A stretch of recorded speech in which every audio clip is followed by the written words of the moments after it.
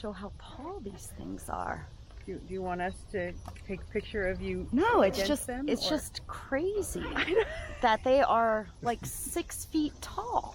Hey guys, and welcome back. I'm Rachel O'Leary, and this past weekend I went down to Washington, D.C. to visit Kenilworth Aquatic Gardens. Now, this is a place that is super ripe with really fascinating history, incredible plants, and I just wanted to share with you the experience both of my first time walking around as well as some of the things I learned, the species I saw, and really just share the whole experience with you. So first we're going to talk a little bit about the actual facility, then we'll take a look around, and then I'll take you on part of the tour that I went on in order for you to share the experience.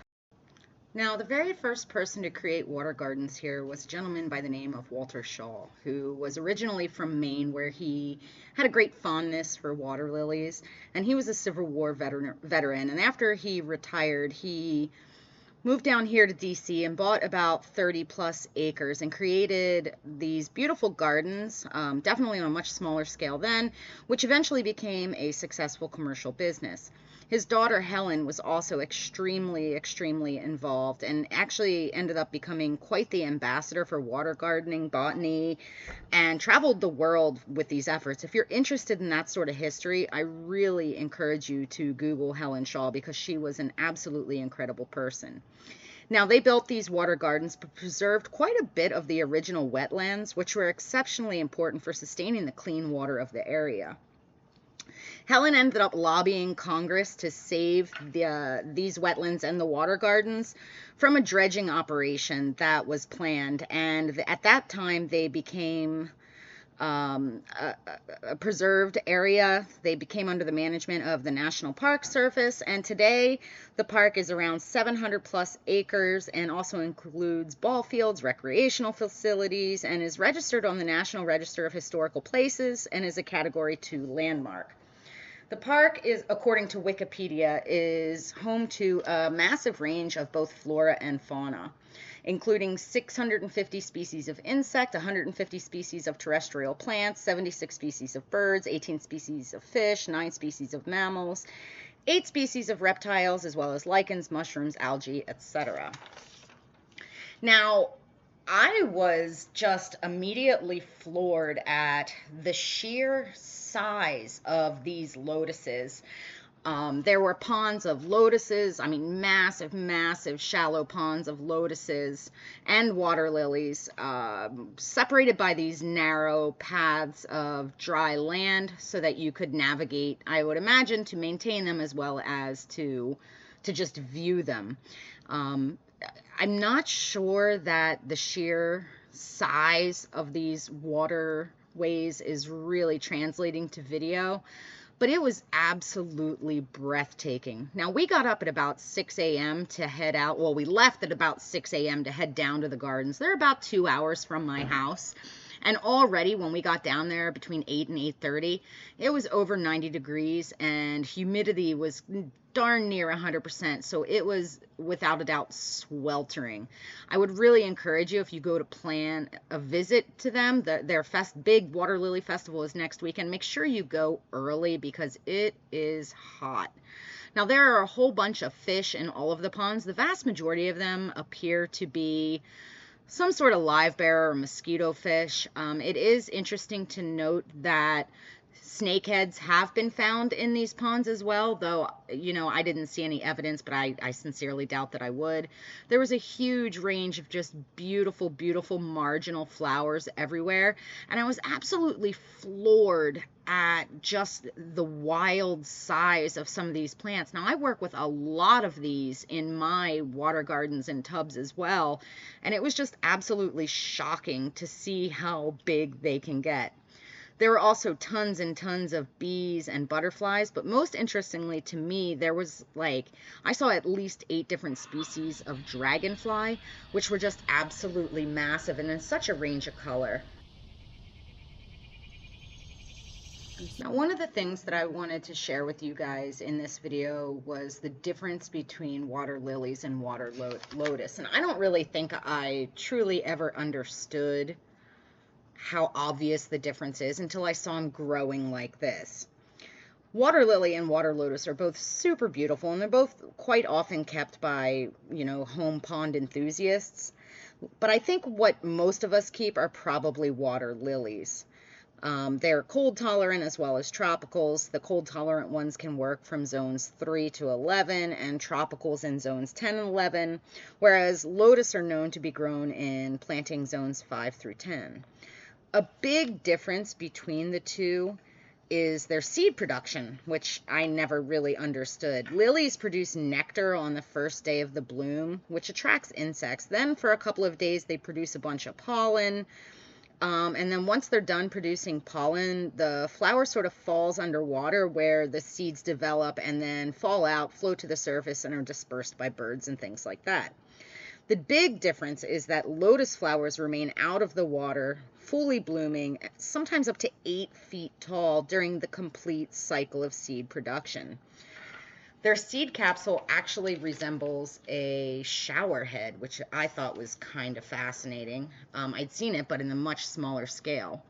Now, lilies can also bloom above the water surface, generally up to about a foot, but nothing near like what these guys were doing here. It was Now, another huge difference is the actual shape of the lily pad. As you can see with the lotuses, they're well above the water and they don't have any sort of cleft. These are water lilies, and you can see they have that sort of triangular cleft. And that can be a really, I guess, an easier way to tell them apart when you are shopping at a garden center or something like that where you may not know what you're getting. I think it's safe to say that for the average pond person, or especially for someone who does summer tubbing, water lilies are way more suitable for our applications.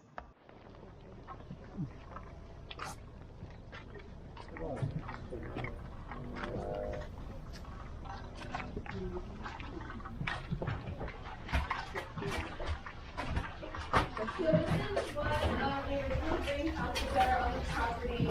And you'll see that these lilies are pretty different than the ones outside. These are a lot of the tropical ones that we kind of keep in here till it's like been hot out for a long time and they can go outside. So you see a lot of them, they have more color, the edges are serrated. And you can see some of these ones with the kind of scales, the bumps on them. If you look underneath them, there's spikes. And that's kind of a defense mechanism against turtles. And those are the Amazonian lily pads, and they will grow up to, they can be up to 8 feet in diameter in the Amazon or the native. We'll see some bigger ones outside. They're said to grow an inch an hour. I don't think they grow quite that well here in this climate because they are from the Amazon. But yeah, they get pretty big pretty fast still out here. Probably these ones pretty soon. Probably for the festival, I'd imagine. Maintenance and have them out there. Oh, and they've been here maybe a couple weeks, 2 weeks or so. They've gotten pretty big in that time. So over here, so these are a lot of lotuses that have as I said, this pond gets warmer faster, so these lotuses kind of bloomed and have come and gone, but you can see they leave these seed pods. So a lot of the seeds will just fall out and down into the water and kind of replant themselves for the next season. And then one cool thing you can see here with the leaves, if you can feel them, they have like this waxy coat, but they're hydrophobic. So like water just kind of runs off them and it won't stay. It's kind of really cool when it's raining. Kenilworth is the only national park site that does deal with like the cultivation of aquatic plants, which is really interesting because a lot like these ones aren't native. When you think of national parks, they kind of deal with just the native plants, the native nature. But I guess that's what makes Kenilworth unique, that we do all of this. Like all the trees back here are like purposely planted. I couldn't tell you the names of all of them, but a lot of them are like of Asian descent and such. So yeah, we're one of the only national parks that deals with non-native plants on purpose. Yeah, so we do have like that greenhouse back there is where we keep a lot of these in the winter.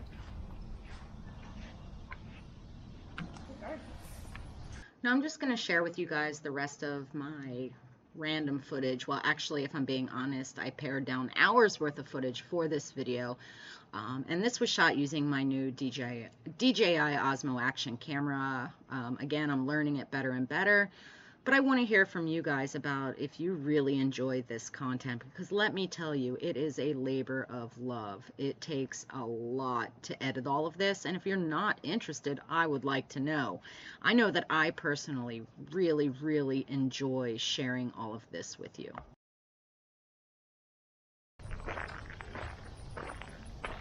This is one of the beaver pass areas. Ah. They go through and deliberately build and maintain these little, so that the beavers don't go through and ruin. Uproot everything. Yeah, yeah. Because the connectivity from that pond into here overflows. Look at those tree roots.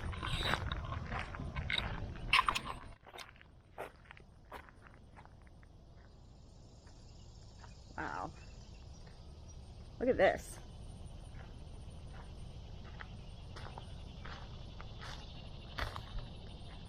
See all the little faces popping up? Yeah, they're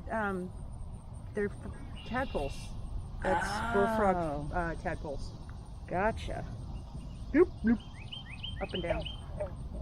Well, singing to you. Yes, those are my babies.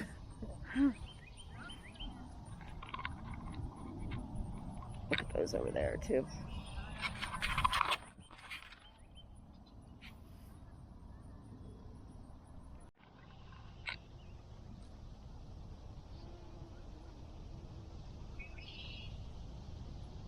Oh, and a monarch.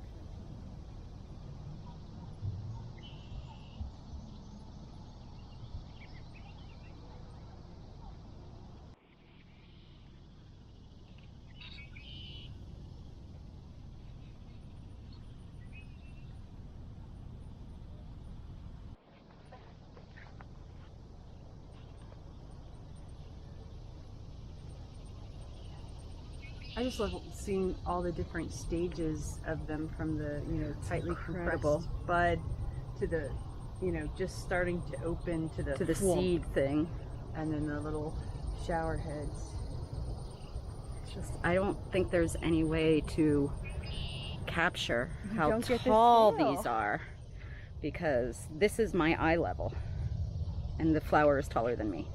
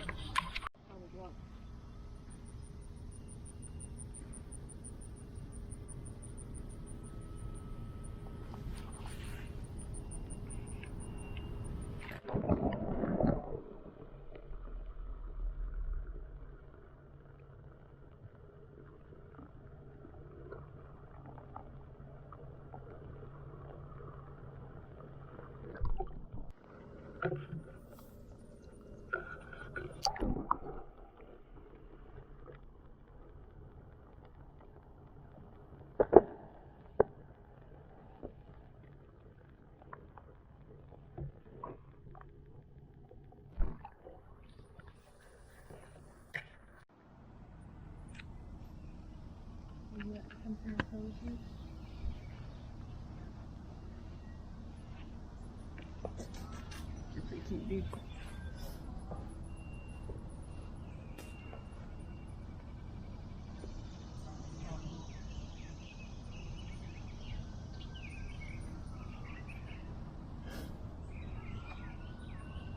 I love the shower heads. Me too. Boy, he's really taller, isn't he? Yeah.